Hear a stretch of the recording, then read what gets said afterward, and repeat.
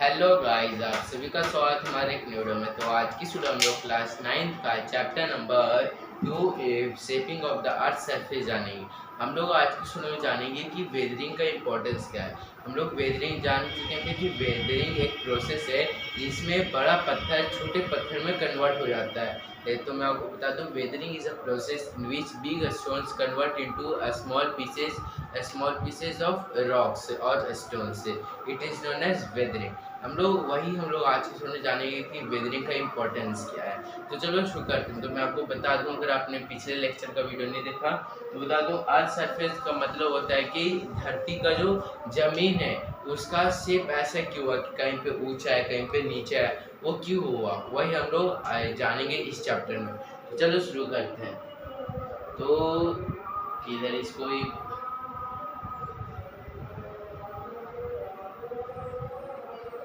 हाँ, तो ये आ गया हमारा इम्पोर्टेंस ऑफ वेदरिंग। उसके बाद हम लोग इरोजन पढ़ेंगे। तो weathering is important because weathering इसलिए इम्पोर्टेंट है क्योंकि it helps in soil formation which is essential for agriculture and plant growth. ये क्या है कि हेल्प करता है कि सॉइल का न्यूट्रिएंट्स बढ़ाने के लिए। क्या करता है, विच इसेंशियल फॉर एग्रीकल्चर, और क्या कि खेती बाड़ी में, जैसे कि अगर मान लीजिए किसी भी सॉइल का कोई एक जगह का सॉइल का फर्टिलिटी कम गया, तो जब एक जगह एक पत्थर टूटेगा, पत्थर या सॉइल जो भी टूटेगा, मतलब पत्थर टूटेगा तो वो क्या कि सॉइल में कन्वर्ट हो जाएगा। सॉइल में कन्वर्ट होगा तो एक जगह नहीं रहेगा ना, इरोशन की वजह से दूसरी जगह जाएगा, और अगर दूसरी जगह जाएगा तो उसका फर्टिलिटी बढ़ा देगा। इसीलिए हेल्प करता है खेती बाड़ी में और प्लांट को उपजाने में भी। फिर it breaks rocks into small pieces making erosion easier, और ये हेल्प करता है कि बड़ा पत्थर को छोटे पत्थर में कन्वर्ट कर देगा, और उसको इरोजन में भी हेल्प करता है कि इरोजन अगर हवा बहेगा तो एक जगह से पत्थर दूसरी जगह चले जाएगा। फिर it helps in releasing minerals into soil, मतलब कि ये क्या करेगा, जो भी मिनरल्स है न्यूट्रिएंट्स है वो सॉइल में डालेगा। क्योंकि अगर मान लो आपके पास पुराना कपड़ा है, अगर नया कपड़ा आ जाएगा आप पहनोगे तो आपके अच्छा दिखोगे ना। उसी तरह अगर सॉइल मिट्टी है, मिट्टी में अगर दूसरा नया मिट्टी आ गया तो क्या उसका फर्टिलिटी बढ़ा देगा। इसलिए भी इम्पोर्टेंट है। It creates natural landform such as caves arches and valleys, और इसके कारण क्या कि बहुत केव्स बन जाएगा। अगर मान लीजिए समुद्र है, समुद्र अगर किसी भी पत्थर को टक्कर मार रहा है, हाँ, तो जो पत्थर है वो क्या कि टूट जाएगा, जिसके कारण केव्स बन जाएगा। तो उसमें भी ये हेल्प्स करेगा। ये फिर इधर हो गया। फिर it helps in the natural recycling of materials on the earth, और ये रिसाइकल भी करेगा कि अगर नया मतलब सॉइल अगर टूट रहा है, वेदरिंग हो रहा है, तो जहाँ पे मिट्टी है वो मिट्टी का जाएगा नीचे चला जाएगा, और नीचे चला जाएगा तो उसको टाइम मिलेगा कि रिपेयर होने के लिए। तो ये रिसाइकलिंग का भी काम करता है। ये हो गया इम्पोर्टेंस, मतलब वेदरिंग खत्म हो गया। 3 तरह का वेदरिंग होता है, फिजिकल वेदरिंग, केमिकल वेदरिंग और बायोलॉजिकल वेदरिंग। अब इरोजन पढ़ते हैं। तो इरोजन एक प्रोसेस है जिसमें कि क्या करता है कि कोई भी चीज़, मतलब कि रॉक्स या फिर रॉक्स, मतलब कुछ भी चीज़ को एक जगह से दूसरी जगह लेकर चले जाता है, ये एक प्रोसेस है। तो erosion is a process by which weather rocks minerals are carry away, इसको ऊपर कर देता हूँ, carry away from one place and transport to another by natural agents such as running water, wind, glacier, waves, underground water. मतलब ये help करता है किसके, एक प्रोसेस है जिसमें वेदर रॉक, मतलब जो टूटा हुआ रॉक है कि बहुत बड़ा पत्थर था वो छोटे पत्थर में कन्वर्ट हो गया, उसको हेल्प करता है कहाँ ट्रांसपोर्ट करने के लिए। मटेरियल, रॉक मटेरियल, वही रॉक को मटेरियल, रॉक का जो मटेरियल उसको ट्रांसपोर्ट करने में हेल्प करता है एक जगह से दूसरी जगह। कैसे, वो नेचुरल एजेंट्स मतलब होते हैं कि अगर मान लीजिए आप कहीं पे गए, स्कूल में गए, तो डायरेक्ट आप नहीं न जाकर क्लास करने लगोगे। सबसे पहले आप पूछोगे कि हाँ स्टूडेंट, पहले दोस्त बनाओगे, फिर दोस्त से आप पूछोगे कि हाँ इस मैम का नाम क्या है, उस मैम का नाम क्या है, सबसे अपने लिंक पाओगे तो मैम का नाम पूछोगे ना, तो क्या हुआ, ये आपका एजेंट हुआ बताने वाला। उसी तरह एजेंट होता है जैसे कि रनिंग वाटर, मतलब बारिश हुआ तो बारिश हुआ तो ऊपर से नीचे जब जाएगा ना, कहीं पे ढलान है तो ऊपर का रॉक्स नीचे चला गया, उस तरह से। फिर विंड, हवा चलता है, ग्लेशियर, पर जब पूरा मतलब कि ग्लेशियर का होता है कि चट्टान है, आइस का बर्फ का चट्टान है, उसी को ग्लेशियर बोलते हैं। तो जब पिघलेगा तो वो भी लाएगा मटेरियल्स। फिर अंडर ग्राउंड वाटर मतलब जो धरती का अंदर जो वाटर है उससे भी क्या ये हेल्प करेगा। Unlike weathering, erosion involves movement of rock particles from their original place। और ये क्या करता है कि जो भी ओरिजिनल मतलब कि जैसे कि अगर मैं पत्थर अगर यहाँ पे है तो पत्थर यहाँ पे तो टूटेगा तो पूरा बड़ा था छोटा हो जाएगा, और जब छोटा हो जाएगा तो हवा चलेगा तो वहीं तो नहीं रहेगा ना, यहाँ से दूसरी जगह जाएगा। तो ये भी हेल्प करता है मूवमेंट में। Erosion plays a major role in reshaping the earth surface. और रीशेप करता है, जैसे कि मैं बता दूं कि अगर जहाँ पे बहुत बड़ा पत्थर है, पत्थर बोलो या तो फिर कुछ भी बोलो, एग्जांपल लेते हैं, एग्जाम्पल पत्थर का ही लेंगे ना, तो पत्थर है वहाँ पे टूट जाएगा तो टूटेगा तो पहले वहाँ पे पूरा भरा हुआ था, उस एरिया से हवा नहीं आ रहा था।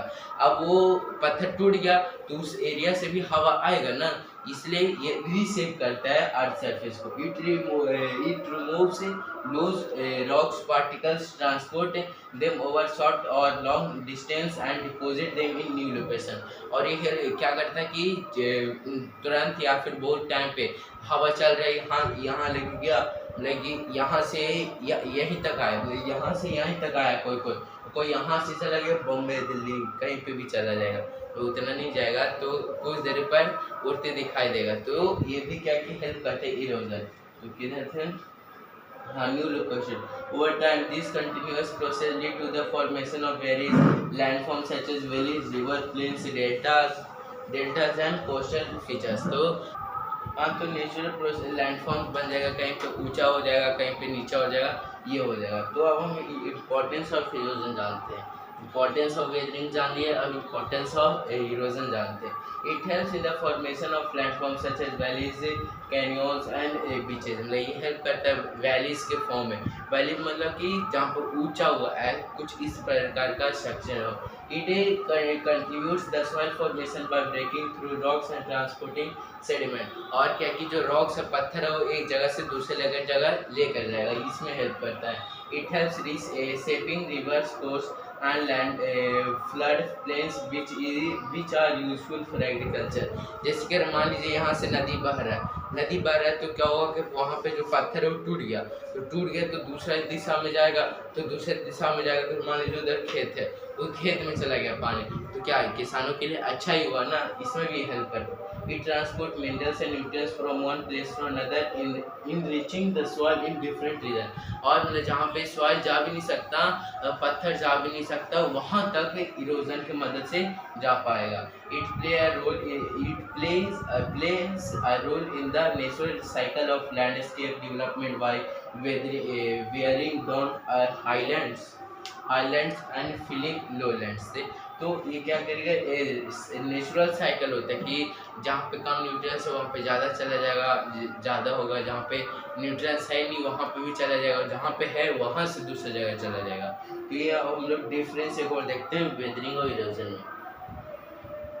तो सबसे पहले मीनिंग क्या है, breaking down of rocks into smaller pieces in their original place. मतलब कि पत्थर को क्या करेगा, बड़ा पत्थर उसको छोटे पत्थर में कन्वर्ट कर देगा, वो किसका काम है, वेदरिंग का। और इरोजन का मीनिंग होता है carrying away of weather materials from one place to another. और इसमें क्या कि सेम जगह पर इसमें क्या कि जो भी टूटा पत्थर हुआ ना उसको एक जगह से दूसरे जगह लेकर जाएगा, ये मीनिंग हुआ। फिर movements, no movements of rock material, इसमें मूवमेंट ही नहीं हुआ, क्योंकि जब अगर टूटेगा पत्थर यहाँ पे तो यहीं पे गिरेगा, मूवमेंट थोड़ी हो रहा है। और इसमें क्या होता है, involves movement of rocks material, इसमें मूवमेंट्स होता है कि जैसे कि अगर मान लीजिए हवा एजेंट्स मान लेते हैं, हवा चलेगा तो वहाँ पर जो पार्टिकल्स हो एक जगह से दूसरी जगह जाएगा ना, तो यही agent temperature, air, water, plants and micro organism. इसमें कि टेम्परेचर चेंज हो गया, जैसे ठंड है तुरंत गर्म हो गया, फिर हवा के कारण हवा बार बार मार रहा है, फिर वाटर में उसके ऊपर पानी टकरा कर जा रहा है, प्लांट्स उसके अंदर से प्लांट्स ग्रो कर रही है, माइक्रो ऑर्गेनिज्म ग्रो हो गया। तो ये सब एजेंट हुआ। और इसमें वाटर, ये सब running water, wind, glacier, waves and underground water, ये सब क्या हुआ, इसमें एजेंट्स हो गए। ओनली ब्रेक, फिर प्रोसेस में क्या है, इसमें क्या है कि खाली पत्थर टूटता है, only breaks into smaller pieces, छोटे पीसेस में टूटेगा। इसमें removes transports and deposit materials, इसमें क्या डिपॉजिट करता है कि एक जगह से लेकर दूसरी जगह लेकर जाएगा। फिर स्पीड, जनरली स्लो प्रोसेस, इसमें क्या कि स्लो प्रोसेस रहेगा क्योंकि पत्थर टूटने में भी टाइम लगेगा, हार्ड रहेगा, तो हवा के कारण, कुछ के कारण क्या वो कम टाइम लगेगा। कैन बी स्लो और fast depending on the agents, इसमें क्या कि फास्ट भी होता है, इतना स्लो भी हो सकता है। मान लीजिए इतना बड़ा पत्थर, मतलब कि छोटा पत्थर है, हवा के कारण जाएगा तो स्लो जाएगा, पर वहीं वहाँ पे पानी आ गया, मतलब नदी के पास आ गया, तो क्या कि जल्दी लेकर चला जाएगा ना, तो इसलिए इसमें स्लो भी होता है, फास्ट भी होता है। या फिर example, cracking of rocks due to freeze thaw, ठंड के कारण क्या हुआ कि टूट गया। और इसमें क्या है, rivers carrying soil deposit it in cells, मतलब इसमें डिपोजिट करते हैं। तो इतना हो गया आपका difference between weathering and rocks. तो आई होप आपको इतना समझ में आ गया होगा। हम लोग नेक्स्ट वीडियो में क्या जानेंगे, हम लोग एजेंट्स ऑफ ग्रेडिएशन क्या होता है वही सब हम लोग जानेंगे अगले वीडियो में। अगर आपको वीडियो अच्छा लगे तो लाइक और सब्सक्राइब करना मत भूलिएगा। Thanks for watching, bye bye.